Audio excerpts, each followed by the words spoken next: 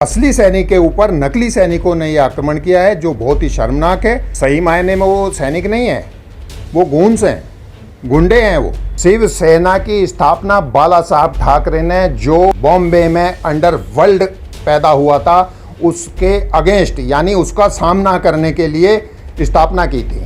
किंतु आज शिवसैनिक स्वयं गुंडे बने हुए हैं। केंद्र सरकार को दखल देना चाहिए और वहां की सरकार को तुरंत बर्खास्त करके वहां पे राष्ट्रपति शासन लगाना चाहिए। इसने 92 में सीरियल बम ब्लास्ट कराए, पूरी मुंबई को दहला दिया, उसका घर आज तक खड़ा हुआ है। और जिसने एक ऑफिस बनाया, मेहनत करके बनाया, उसका तोड़ दिया गया।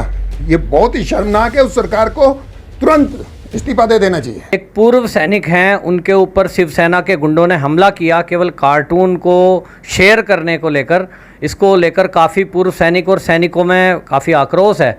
इस बारे में शशि भूषण जी का क्या कहना है, बात करते हैं। जैसा कि आपने पूछा है कि हमारे जो रिटायर अफसर हैं नेवी के, उनके ऊपर अटैक किया गया है शिव सैनिकों के द्वारा। सही मायने में वो सैनिक नहीं है, वो गूंस हैं, गुंडे हैं वो। और असली सैनिक के ऊपर नकली सैनिकों ने यह आक्रमण किया है, जो बहुत ही शर्मनाक है। और जब से कांग्रेस के साथ शिवसेना का गठबंधन हुआ है, तब से शिवसेना सेना रही नहीं। जितने भी कार्य उनके द्वारा किए जा रहे हैं, सब अनुचित और अलोकतांत्रिक तरीके से किए जा रहे हैं।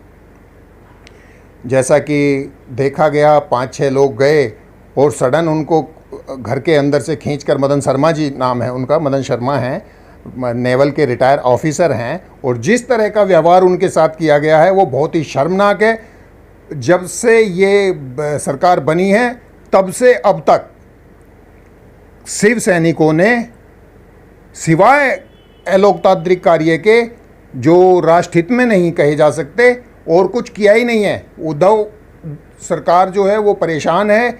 सुशांत मर्डर केस में उनका कोई ऐसा प्रिय है जिसके कारण वो हर व्यक्ति को तानाशाही तरीके से कुचलना चाहते हैं, और उनको इसका खामियाजा आने वाले चुनाव में भोगना होगा। सरकार गिरनी तय है। हिंदू उनसे दूर होते जा रहे हैं, क्योंकि उन्होंने हिंदुत्व, जो बाला साहब ठाकरे जी ने, जिसके ऊपर शिवसेना की स्थापना हुई, उसको छोड़ दिया है पूरी तरह से। उसका समाप्ति की दिशा में शिवसेना बढ़ रही है। उसकी समाप्ति निश्चित है। जैसा कि कहते हैं भाई, शिवसेना की जो स्थापना बाला साहब जी ने की थी, वो की थी हिंदुत्व की रक्षा के लिए, नारियों की रक्षा के लिए। लेकिन आज देखने में ये आ रहा है कि सुशांत सिंह राजपूत की मौत हो, या उसके मैनेजर की मौत हो, या कंगना रनौत को देख लो कि वो भी एक राजपूतानी है और उसको ही परेशान किया जा रहा है। तो आपने ये जो कहा, ठीक कहा। तो आपको क्या लगता है, बाला साहब ठाकरे की शिवसेना और आज की शिवसेना में ये देखकर आपको कैसा लग रहा है, इसके बारे में क्या कहेंगे? जैसा आपने अभी 2-4 दिन पूर्व देखा, एक स्त्री के ऊपर बदले की भावना से कार्रवाई की गई, और ये भी कहा गया, संजय राउत और उद्धव दोनों, मुख्यमंत्री उद्धव की तरफ से, दोनों की तरफ से ये कहा गया कि ये बदले की भावना से प्रेरित नहीं है। जबकि भारत का हर बच्चा जानता है कि बदले से प्रेरित होकर उन्होंने ये कार्रवाई की। कभी वो स्त्री को परेशान करते हैं, कभी वो पूर्व सैनिकों को परेशान करते हैं। वो सैनिक नहीं हैं, वो गुंडे हैं, और गुंडे अपनी गुंडई करके, और बड़ी बात ये देखो, उन्होंने उधर कार्रवाई की है, यहाँ पे जो है तुरंत उनकी जमानत हो जाती है within no time, within 8 to 10 hours उनको जमानत मिल जाती है। ये पूरी तरह से अलोकतांत्रिक है, और वहाँ पे तानाशाही फैलाई हुई है इन लोगों ने। जिस प्रकार बालाजी कहा करते थे कि सोनिया गांधी के चरणों को वो छूते हैं जो हिजड़े होते हैं, किंतु उद्धव जी जाते हैं और सोनिया के चरणों को हाथ लगाते हैं। ये इससे अधिक शर्मनाक कुछ हो नहीं सकता। बाला साहब ठाकरे की आत्मा भी आज रो रही होगी। अच्छा, आप एक पूर्व सैनिक हैं और सेना में देश की रक्षा की है आपने, तो सेना जो बाद में लगा रखा है इन्होंने, शिवसेना, इसके हिसाब से आप सैनिकों का काम बताएं। जैसे आपने तो सेना में रह कर सेवा की है, क्या ये इनका ऐसा काम है जैसा सेना का होता है? शिवसेना की स्थापना बाला साहब ठाकरे ने जो बॉम्बे में अंडरवर्ल्ड पैदा हुआ था उसके अगेंस्ट यानी उसका सामना करने के लिए स्थापना की थी। किंतु आज शिवसैनिक स्वयं गुंडे बने हुए हैं। उन्होंने कोई ऐसा कार्य आज जो है वो कोई ऐसा कार्य नहीं कर रहे हैं जिसे किसी भी जनतंत्र के हित में कहा जा सके। लोग परेशान हैं उनसे, वो वसूली करने लगे हैं, गुंडे हो चुके हैं, गूंड बन चुके हैं। वो अब सैनिक नहीं है। सैनिक तो वो शिवाजी के नाम पे इसकी स्थापना हुई और आज वो जो है गुंडे बन के वहाँ कलेक्शन करते हैं, लोगों को परेशान करते हैं, स्त्रियों को परेशान करते हैं, पूर्व सैनिकों को परेशान करते हैं। इससे ज़्यादा शर्मनाक कुछ नहीं हो सकता इनके लिए। उद्धव जी को तो सही मायने में मैं ये कहता हूँ कि वो इस पद के योग्य नहीं है। उद्धव जी केंद्र सरकार को कुछ इसमें क्या करना केंद्र सरकार को दखल देना चाहिए और वहाँ की सरकार को तुरंत बर्खास्त करके वहाँ पे राष्ट्रपति शासन लगाना चाहिए। पूर्व सैनिकों की तरफ से, पूर्व सैनिक तो उनके साथ हैं, मदन शर्मा जी के साथ हैं और लोगों में रोष है, रोष व्याप्त है और इसका खामियाजा उन्हें भोगना पड़ेगा जिन लोगों ने ये कार्रवाई की है। शिवसेना आर भारत, रिपब्लिक भारत और अर्नब गोस्वामी के विरुद्ध भी कार्रवाई कर रही है। उनका चैनल जो है महाराष्ट्र में दिखाने के लिए, बंद करने के लिए उन्होंने आदेश दिया और केबल ऑपरेटर को कहा कि वो चैनल ना दिखाया जाए। तो आप क्या कहेंगे? अर्नब गोस्वामी के साथ जो कर रही है सरकार, उसके बारे में क्या कहेंगे? सत्य को कुचलने का प्रयास है। तानाशाह सरकारें बनी हुई हैं। ये सत्य बोलने वालों को कुचल रहे हैं और ये चाहते हैं कि इनके अगेंस्ट कोई भी ऐसी बात ना की जाए जिससे इनका कोई प्रिय सुशांत मर्डर केस में फंसे। वो हत्या है, ये सारा भारत जानता है, किंतु अभी डिक्लेयर नहीं हुआ है। सीबीआई की पूरी जांच पूर्ण होगी तो वो भी डिक्लेयर हो जाएगा, हत्या ही निकलेगी। इन्होंने अगले ही दिन संजय राउत और इवन वहाँ के गृह मंत्री ने भी ये डिक्लेयर कर दिया कि ये हत्या नहीं आत्महत्या है।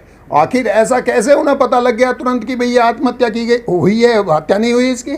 आखिर जांच तो करवाते। पुलिस जब सरकार वो बोलेगी तो पुलिस को भी वो ही बोलने की व्यवस्था है। पुलिस तो वही बोलेगी जो सरकार चाहेगी। इसके बारे में अभी आप रिपब्लिक भारत पे जो कहा है उन्होंने, आपको लगता है कि इस तरह से जो चैनल है अगर कोई सच्चाई दिखा रहे हैं तो वो इस तरह से अपने पब्लिक पक्ष में है और पब्लिक को विरोध में कर रहे हैं वो अपने शिवसेना वाले? यस, बिल्कुल सही बात है। उन्हें इसको भोगना पड़ेगा। सत्य के साथ आज जनता है। लोग अब जानते हैं, जो राष्ट्रवादी भारतवासी हैं वो जाग चुके हैं और ये जगाने का कार्य जो है सोशल मीडिया ने किया है। अदरवाइज 90% लोगों को यही नहीं पता होता था कि सरकारें कर क्या रही हैं। आज उनकी हर एक्टिविटी को लोग देखते हैं, उसका आकलन करते हैं, उनके चरित्र का आकलन करते हैं और उसके बाद निर्णय लेते हैं कि हमें अगली सरकार चुनना किसको है। ये जो रिया चक्रवर्ती वाला कनेक्शन है, इसमें आपने देखा ड्रग माफिया में ये खुलासा हुआ है कि बहुत सारे बॉलीवुड के बड़े स्टार भी जुड़े हुए हैं। क्या आपको लगता है कि इनके साथ भी सरकार की कुछ मिलीभगत है? मैंने बताया, जैसे पूर्व में भी बताया, कि उनका कोई प्रिय व्यक्ति है जिसके फंसने के चांसेस हैं। और चूँकि प्रिय व्यक्ति है, उसको बचाने के लिए सारी सरकार और संपूर्ण तंत्र लगा हुआ है। इस केस में सरकार का कोई इतना प्रिय व्यक्ति है कि ये सत्य को झूठ बनाने पे तुले हुए हैं और जो चैनल सत्य कहना चाहता है, सत्य बताता है लोगों को, उसको बैन करना चाहते हैं। पूर्व सैनिक तो हैं ही राष्ट्रवादी, पूर्णतः राष्ट्रवादी हैं। राष्ट्र के लिए वो अपने प्राण दे सकते हैं तो राष्ट्र हित में दूसरे के प्राण ले भी सकते हैं।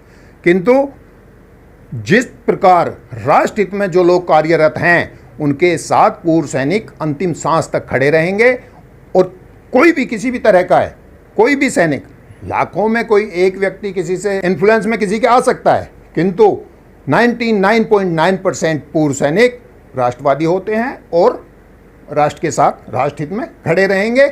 जो राष्ट्र हित की बात करेगा उसके साथ वो खड़े हुए मिलेंगे। कंगना राणावत जी की बात है, उन्होंने कोई भी कार्य ऐसा नहीं किया जिसे अनुचित कहा जा सके। उन्होंने सुशांत मर्डर केस की तह तक जाने की बात की है। जो उनकी जानकारी में था वो उन्होंने बताया मीडिया को, किंतु क्योंकि महाराष्ट्र सरकार किसी को बचाना चाहती है इसलिए बदले की कार्रवाई कर उसका घर तोड़वा दिया। आप मुझे बताइए, आज तक एक गुंडा जिसने 92 में सीरियल बम ब्लास्ट कराए, पूरी मुंबई को दहला दिया, उसका घर आज तक खड़ा हुआ है। और जिसने एक ऑफिस बनाया, मेहनत करके बनाया, उसका तोड़ दिया गया।